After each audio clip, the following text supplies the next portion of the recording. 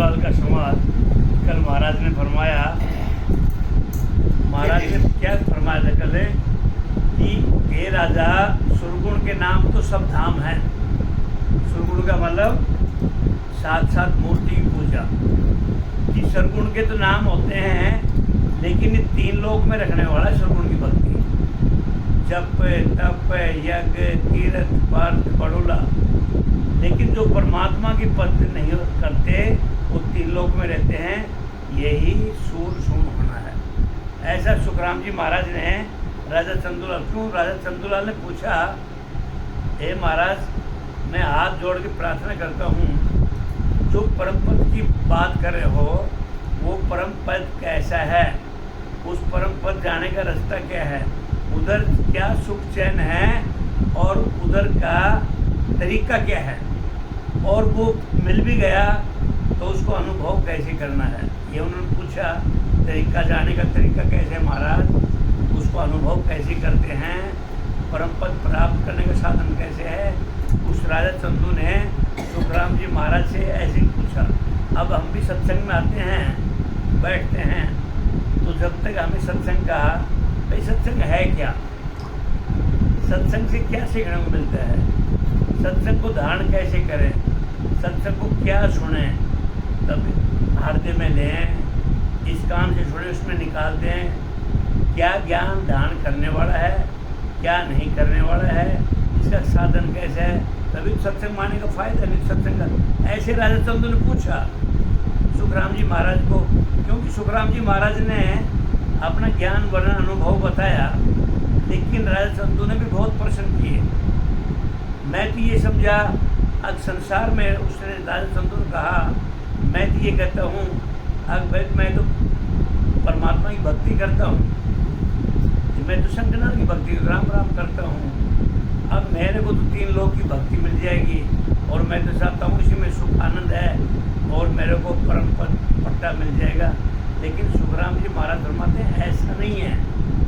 जो तुम भक्ति कर रहे हो वो 3 लोक की भक्ति है, उसे अमर लोक की प्राप्ति नहीं होती। पहले ऐसा समझाया था। फिर आगे फरमाते हैं, हे राजा सुन सुरगुण नाम धाम सब सारा, ए हद का सुन है बोहारा। हे साहेब तू लखे न कोई, जामे ए सूद सुन होई। हे राजा, सुरगुण के सब नाम धाम हैं, ये 3 लोकों में रखने वाले हैं।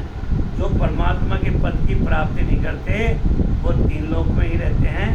ये सूर सूर होना है। हे राजा, जत लेन ये धाम बनाया, सब अवतार काज इन आया। सभी जीव हद में संख्या राख्या, दिन काजे शास्त्र वाक्या। हे राजा, जगत को बसाने के लिए 3 लोक, 14 भवन, 7 दीप, 9 खंड बनाए। जब संसार की सृष्टि हुई तो सुखराम जी महाराज ने राजा चंदू को बताया, अभी संसार की जब सृष्टि हुई थी राजा, इसको बसाने के लिए 3 लोक, 14 भवन और 7 दीप। ये संसार में ऐसा बांट रखा है, 3 लोक, पाताल लोक, मृत्यु लोक, श्रम लोक, और फिर आगे 14 भवन हैं और 7 महाद्वीप हैं। दीप पट रखे थे, ऐसे दीप महाबू, ये संसार को बांट रखा है। ऐसे ये सब कुछ, लेकिन सुखराम जी महाराज ने ये मानव शरीर के ऊपर बताया सब कुछ। अब तो अपने शरीर का ध्यान रख, ये 3 लोक, 14 भवन और 7 द्वीप में है शरीर के ऊपर। क्यों मामला सारा सत्संग शरीर के ऊपर हो रखा है, लेकिन शरीर संसार को भी ऐसे बांट रखा है। 7 द्वीप है, जैसे एशिया है, यूरोप है, ऐसे एक साउथ अफ्रीका है, ऐसे 7 द्वीपों में संसार को बांट रखा है। तो ऐसे हमारे शरीर को में 3 लोक हैं, 14 भवन हैं और 7 द्वीप हैं। तो सब अवतार इसी में काम के लिए आए हैं। सब जीवों को हद में यानी 3 लोकों में रखने के लिए ये शास्त्र बनाए। हे राजा, इन काजे शास्त्र किया, जो मंदिर के जुग बंधन दिया। ऐसे वेद 4 कर भाई, 3 लोक बांध्या इन माही। हे राजा, जगत को बसाने के लिए ही ये शास्त्र बनाए हैं। जब सृष्टि की रचना की ब्रह्मा विष्णु महेश ने तो सब कुछ बनाया।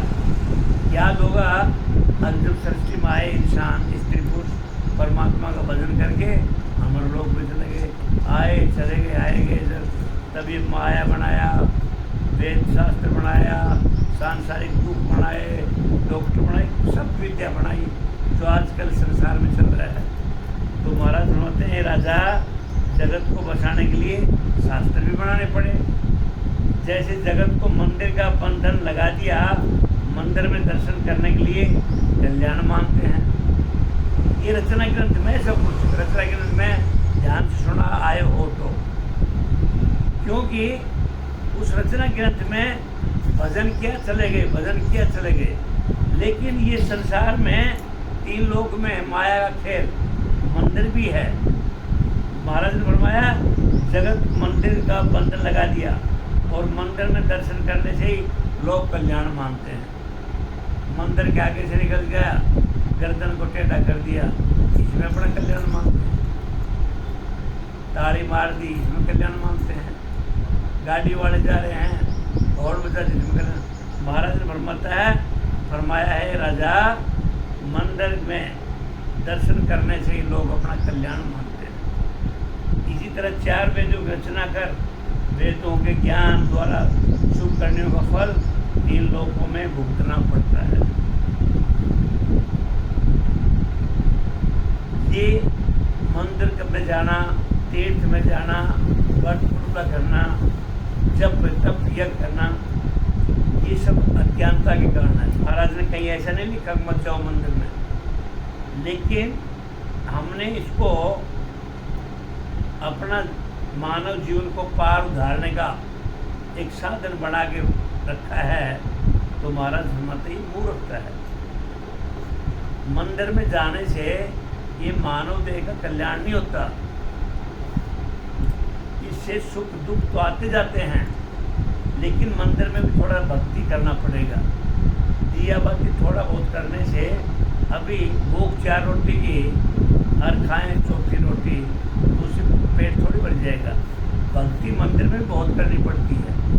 लेकिन सुखराम जी महाराज का कहने का भाव अर्थ ये है राजा, लोगों ने संसारिक जीवन है मंदिर में जाने से, दर्शन करने से अपने मानव देह का कल्याण मान लिया।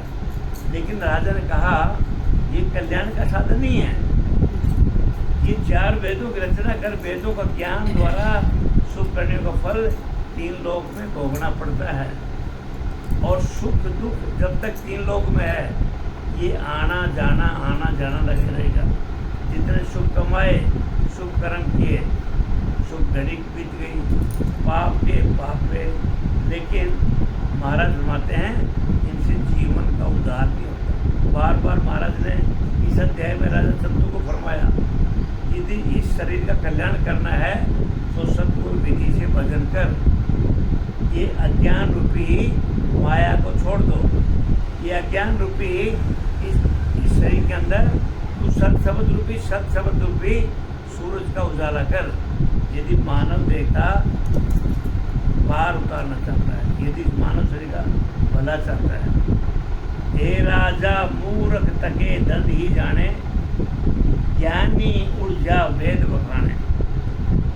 जे सुन जा आगे हरि चिन्ही, जो गुण सुरगुण सेवा की थी। हे राजा मूर्ख है वे जो धंधे में लगे रहते हैं।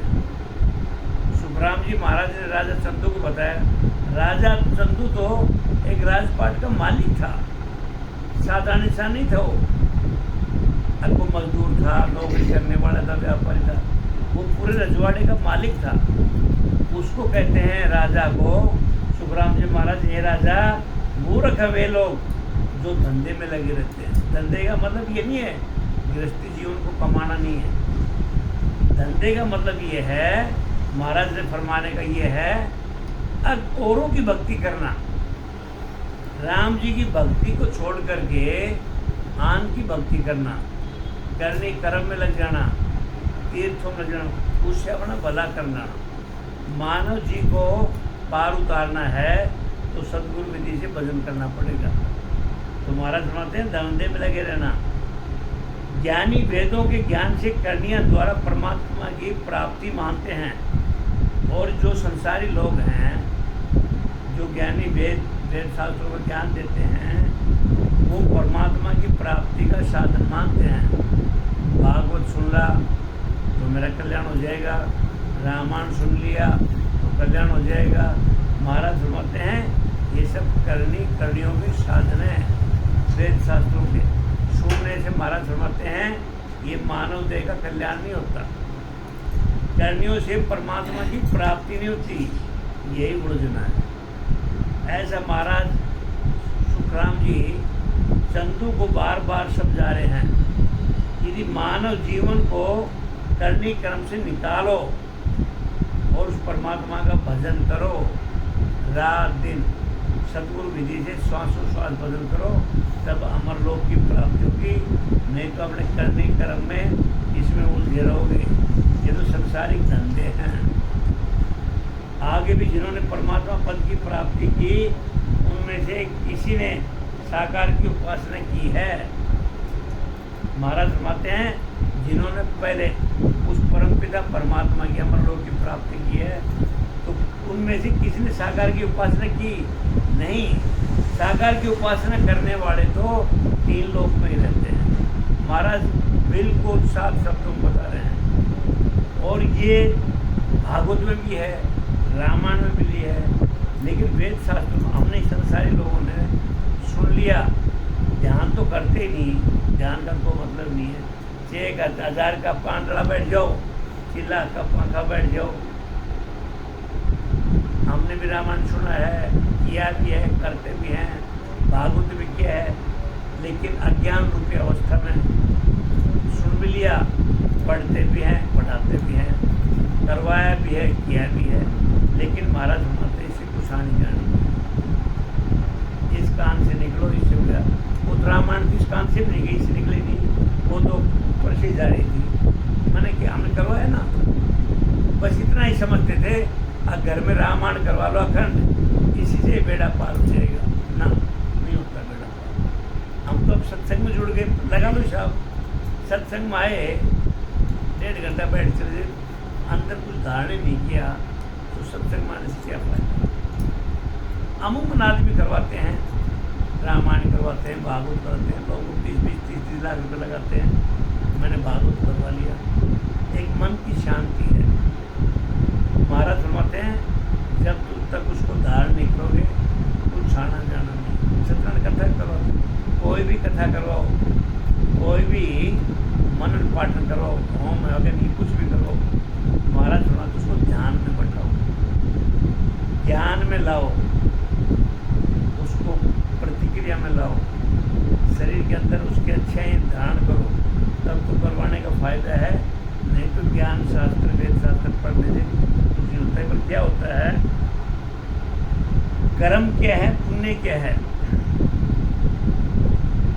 एक बार कुछ साधु था, साधु मतलब संत था, और उसको गृहस्थी जीवन था। जैसे सुखराम जी महाराज थे, ये तो बड़े बहुत भारी संत थे। तो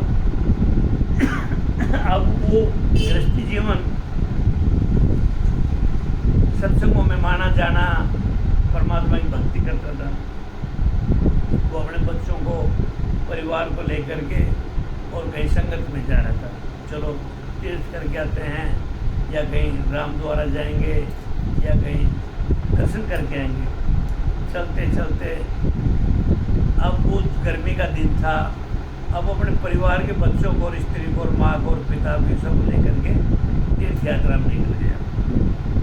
अब पैदल पैदल जा रहा है, तो उस जंगल में पानी जो लेके गए थे, अब पानी तो पूरा खत्म हो गया। ये कहानी क्या है, कर्म क्या है, पुण्य क्या है, ध्यान सुनो। अब कर्म और पुण्य है। अब उसने सोचा माँ बाप भी मरेंगे, स्त्री भी मरेगी, बच्चे भी, मैं भी मरूंगा, क्योंकि गर्मी का दिन था और पानी जो लेके गए थे, खान पान वो सब खत्म हो गए। अब इधर उधर भटक रहे हैं गर्मी के दिनों में। अब जाकर के एक जंगल में, वन में, वो साधु की झोपड़ी दिखी, आश्रम सा देखा। वो आश्रम में गया तो उस आश्रम में जा कर के बोला, महाराज मेरा परिवार मेरे साथ है, मैं आपसे हाथ जोड़ के प्रार्थना करता हूँ, प्यासे हैं भूखे हैं, तो मेरे को पानी की प्यास लगी हुई है, मेरे बच्चों को मैं पानी पिला दूँ। अब वो साधु ने क्या कहा, भाई मेरे आश्रम में इतना पानी नहीं है कि मैं सबको पानी की प्यास बुझा दूँ। मेरे तो कमंडल में जो पानी है वो मेरे लिए है, लेकिन इस टीले के उस पार एक नदी बहती है और उस नदी से तुम पानी ला करके और अपने बच्चों का, माता पिता को, अपनी स्त्री को पानी पिला दो। अब वो बेचारा जंगल से, लेकिन इन बच्चों को तुम आश्रम में छोड़ दो, मेरे पास बैठे रहेंगे। अब वो पानी लेके चला गया, पानी लेने के लिए गया तो 1.5-2 किलोमीटर था, ऊपर खापड़ जमीन थी, पेड़ पौधे थे, तो पानी लेके आया तो रास्ते में 2-4 साधु संत मिल गए। बोला, बेटा पानी की प्यास लगी हुई है और हमें पानी पीना है।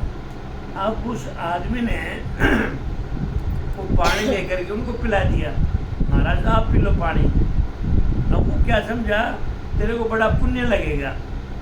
अब वो अपने बच्चों को, माँ बाप को पानी न दे करके और उस साधुओं को पानी पिला दिया। क्यों? उसकी वो भावना थी कि पुण्य कर्म आई है, उनको और 5 मिनट ले जाएंगे। अब वो पानी लेने के लिए फिर चला जाता है। अब फिर 2 और आदमी मिल गए, भाई पानी की प्यास लगी हुई है, वो पानी लाए और वो रास्ते में राहगीर मिल जाए, वो संत मिल जाए, वो सज्जन गरीब गुरवाड़ा मिल जाए, उसको पानी देता रहा। अब साधु ने सोचा, जिस आश्रम में उसका परिवार बैठा था, अब वो बंदा गया तो कहाँ गया, बच्चे प्यासे पड़े हैं और बच्चे प्यासे क्या, उन्होंने प्राणी छोड़ दिए। अब वो जाकर के देखता है तो वो पानी लेने के लिए लेकर के आ रहा था।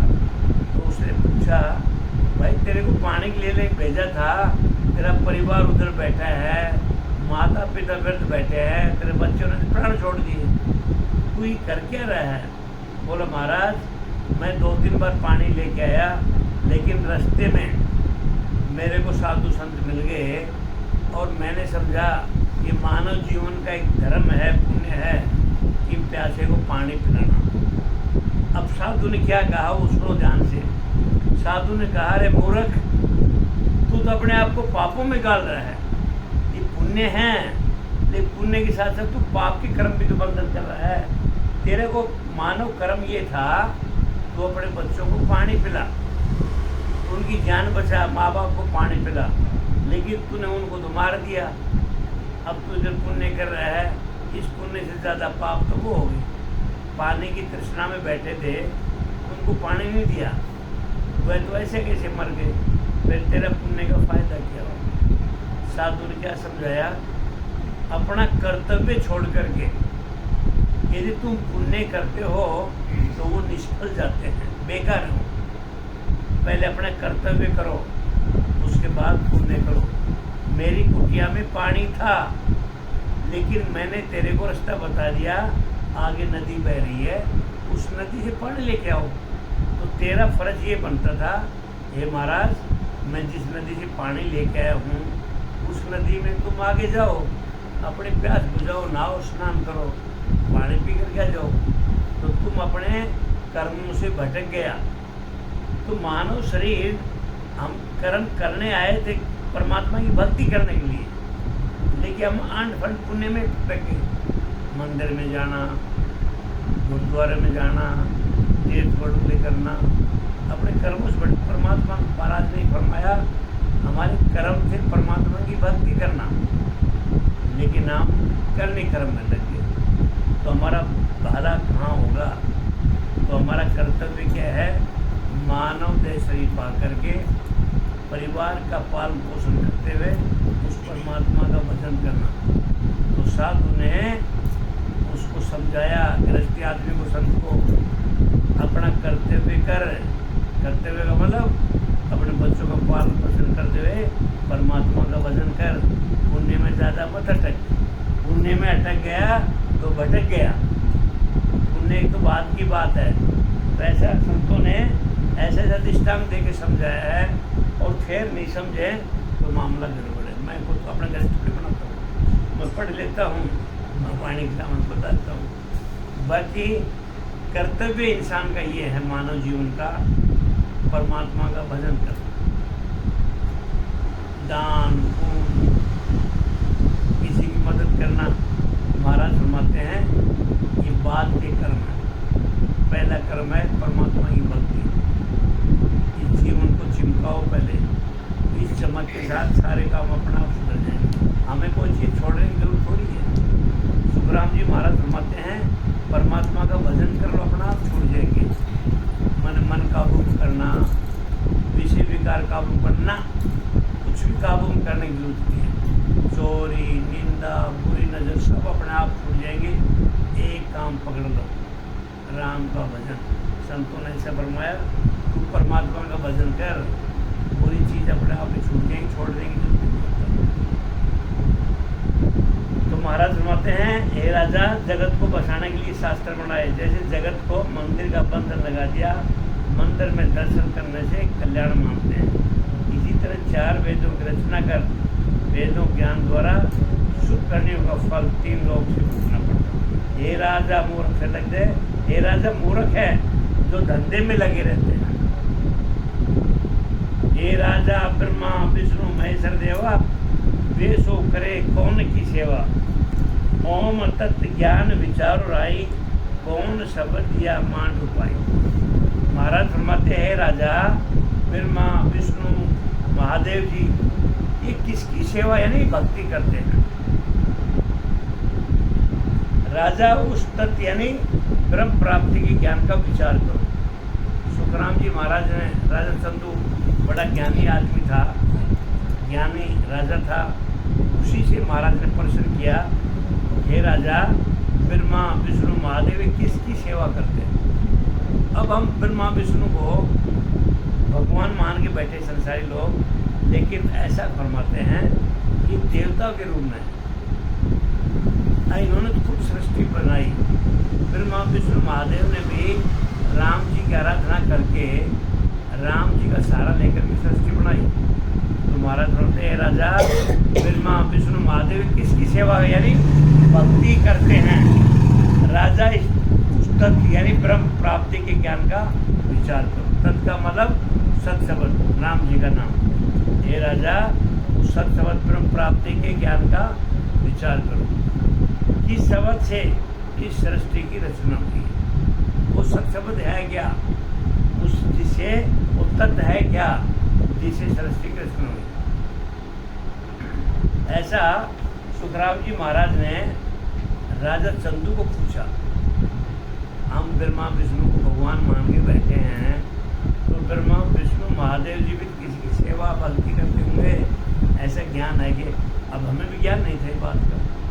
जब ये वाणी जी निपटते थे हम समझो भगवान यही हैं, ब्रह्मा जी विष्णु महादेव जो भी है, लेकिन इस सत्संग में आने से ये पता लगा ये भी देवता हैं, जो कुछ है राम जी का नाम है। हे राजा सुन समझ विचारी, आगे ऋषि कौन विदधारी, 11 शिष्य अवतार गाया, कौन ज्ञान वे हृदय दया। हे राजा सुनो, सुखराम जी महाराज ने कहीं नहीं लिखा है, ध्यान में बैठा लेना, कभी गलत दिमाग में बैठे रहे बात। अब मंदिर में मत जाओ, ब्रह्मा की भक्ति मत करो, विष्णु की भक्ति मत करो। कहीं ऐसा सत्संग में कहीं बोल देते हैं, पब्लिक को फड़ देती है। तो महाराज ने ऐसा नहीं बोला कहीं पर भी, मंदिर मत जाओ, ये भक्ति मत करो, ब्रह्मा विष्णु की आराधना मत करो, ऐसा कहीं नहीं लिखा है।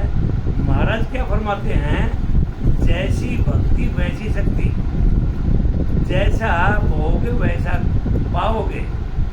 ब्रह्मा की भक्ति जब करोगे तो ब्रह्मा में जाओगे, विष्णु भक्ति वैकुंठ में जाओगे, शिव जी की भक्ति को शिवलोक में जाओगे, ऐसा लिखा है।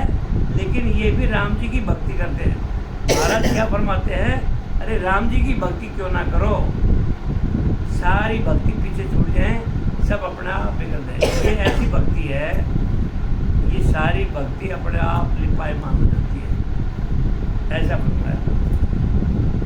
ऐसा कहीं नहीं कि भक्ति मत करो, लेकिन महाराज फरमाते हैं ये 3 लोग की भक्ति है, इस इससे मानव शरीर का जन्म मरण का कांटा न निकलेगा।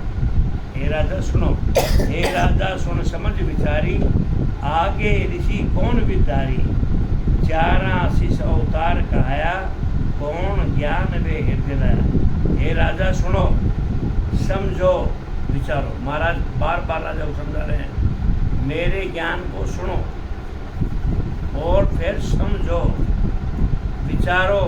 आगे ऋषियों ने कौन सी विधि धारण की थी, जो अवतार उनके शिष्य कहलाए, उन्होंने कौन सा ज्ञान हृदय में धारण किया था। सुखराम जी महाराज हर वाणी में, हर साखी में राजा चंदू को समझा रहे हैं, मेरे ज्ञान को सुनो, समझो, विचारो। ऐसा नहीं मेरे ज्ञान को धारण कर लो। बार बार महाराज बिल्कुल विश्वास के साथ छाती ठोके कहते हैं, मेरे ज्ञान को सुन लो, समझ लो, तब धारण करो। ऐसा नहीं है आगे धारण कर लो, ऐसा नहीं बोलते। तो अवतार उनके शिष्य कहलाए, उन्होंने कौन सा ज्ञान हृदय धारण किया था। यूं तो कहे ब्रह्म सब कोई, पण देदारी सु माया होई, यूं जल सु चीज उपज सब जावे, सुन जल को रूप किस विधि का होले। यो तो सभी ब्रह्म कहते हैं, परंतु शरीर धारण करने से माया कहलाती है। ऐसा सुखराम जी महाराज ने राजा चंदू को समझाया। यो तो कहने को तो सब ब्रह्म है, लेकिन ये शरीर जो धारण करते हैं ये माया है, क्योंकि ये सब माया का तो खेल है। जब तक इस शरीर से चरम चक्षु काम करते हैं, चरम चक्षु से आंखें दिखाई से कोई भी भक्ति करते हैं, दिखाई देता है, तो महाराज फरमाते हैं ये सब माया का खेल है। ये शरीर ही माया है, ये सरगुण की भक्ति है। लेकिन महाराज फरमाते हैं जो इसके अंदर तत्समझ बैठा है, यदि उसकी भक्ति करेंगे और 5 तत्वों से ऊपर उसका सिमरण का अनुभव होता है, वो है ब्रह्म भक्ति। महाराज ने बार बार ये फरमाया। बाकी जब तक इस शरीर के अंदर है, शरीर से जो भक्ति कर रहे हैं, दिखाई दे, सब माया का खेल है। जैसे जल से सब चीज़ें पैदा होती हैं, परंतु जल का रूप कैसे कहना सकती है। हर चीज़ में जल की जरूरत पड़ती है। कल भी फरमाया महाराज ने, बीज है, पेड़ है और उसमें फल भी आता है, जड़ भी है। तो क्या था, माया ब्रह्म और पार ब्रह्म। माया क्या है, ब्रह्म क्या है, पार ब्रह्म कल फरमाया था। आज भी वही बता रहे हैं, जैसे जल से सब चीज़ पैदा होती है, परंतु वो जल का रूप कैसे कहला सकती है, तो जल ही है। हे राजा नाना विधि की चीजा सारी, छोटी मोटी हल्की भारी, ये तो सभी जल से होई, जल को रूप किसो को सोई। हे राजा, जल से नाना तरह की चीज़ें होती हैं, कि जल से नाना मतलब अनेक तरह की चीज़ें होती हैं। वो छोटी होती है, को मोटी होती है, को हल्की होती है, को भारी होती है, परंतु इनमें जल का रूप कौन सा है वो मुझे बताओ। ऐसा सुखराम जी महाराज राजा से पूछा कि जल से कोई सब चीज़ बनती है, अनेक तरह की, लाखों तरह की, कोई छोटी है, कोई मोटी है, कोई हल्की है, कोई भारी है, परंतु इनमें जल का रूप कौन सा है वो मुझे बताओ। हे राजा, जल की चीज सकल सुख आवे, किन ही सो सुन प्यास न जावे, यूं सुन मोक्ष बिना ब्रह्म बिन नाही, हे राजा सुन समझो माही। हे राजा, सब चीज़ें जल से ही बनी हैं, किसी से भी प्यास नहीं जाती। ऐसे ही केवल पद की प्राप्ति के बिना मोक्ष नहीं होती, इसको तुम हृदय में समझो। सुखराम जी महाराज ने राजा चंदू को पूछा कि अनेक तरह की चीज़ें हैं, पेड़ है, पशु है, पक्षी है, 20 लाख तरह के पेड़ हैं, 10 लाख तरह के जीव हैं, 84 लाख योनि में हैं, 4 लाख योनि में शरीर भी आता है। अब जल से हर चीज बनी, लेकिन बनी है वो चीज बनी है उनसे में पानी तो दिखाई देता है। अब पानी की प्यास लगी हुई है तो पानी पी ले। तो महाराज देखो, पेड़ में पानी डाला, फूल लगे, पत्ते लगे, टहनी लगी, फल आया, सारी चीज हुए और हुआ सब जल से। लेकिन महाराज फरमाते पानी की प्यास बुझाना चाहे हैं तो वो जल से बनी हुई चीज से क्या पानी की प्यास बुझ सकती है क्या? नहीं बुझ सकती। ऐसे ही महाराज फरमाते केवल पद की प्राप्ति के बिना मोक्ष नहीं होते, इसको तुम हृदय में समझो। ऐसे सुखराम जी महाराज फरमाते पानी की प्यास तो पानी से ही बुझेगी। तो महाराज फरमाते कितनी भी भक्ति करो कि केवल पद की प्राप्ति के बिना मोक्ष की प्राप्ति होती है। दृष्टांत दिया पेड़ का। पेड़ में सब तरह के फल फूल लगते हैं, 1000 तरह के फल लगते हैं और सब होता है जल से। और पानी की प्यास लग जाएगी, पानी की प्यास तो पानी से ही बुझेगी, न तो पत्तों से बुझती, न पेड़ से, न फल से। ऐसे ही महाराज फरमाते हैं केवल प्राप्ति के बिना मोक्ष प्राप्ति। ये अनुभव ज्ञान है, ये सब शब्द है। इस भक्ति के बगैर मोक्ष की प्राप्ति नहीं होती, जिसको तुम हृदय में समझो। हे राजा ब्रह्म ध्यान में फेर पावे, बिना भेद सुन मोक्ष न जावे। जो जल सुन नहावे धोवे, पीवन विद बिन प्यास न खावे। हे राजा, ब्रह्म के ध्यान में अलग अलग फर्क है। कोई मन से ब्रह्म का ध्यान करता है, कोई चित्त से चिंतन करता है। महाराज ने फरमाया राजा को कि ब्रह्म ध्यान भक्ति करने का भी तरीका अलग अलग है। कोई मन से करता है, कोई ध्यान से करता है, कोई चित्त से चिंतन करता है, कोई बुद्धि से ब्रह्म का निश्चय करता है। ये अलग अलग संप्रदाय के बताते हैं लोग, भाई तुम ऐसे करो, तुम ऐसे करो। कोई मन से करता है, कोई चिंतन से करता है, कोई चित्त से करता है। तो ये अलग अलग फर्क बताया महाराज ने। इन सब का साधनों का करते हुए भी वेद से भजन किए बिना ब्रह्म पद की प्राप्ति या मोक्ष नहीं होता। कितने तरीके बताए महाराज ने, मन से, चित्त से, बुद्धि से, तरह तरह के बता रखे। कहीं चुपचाप श्याम बैठिए, मौन धारण कर रखा है।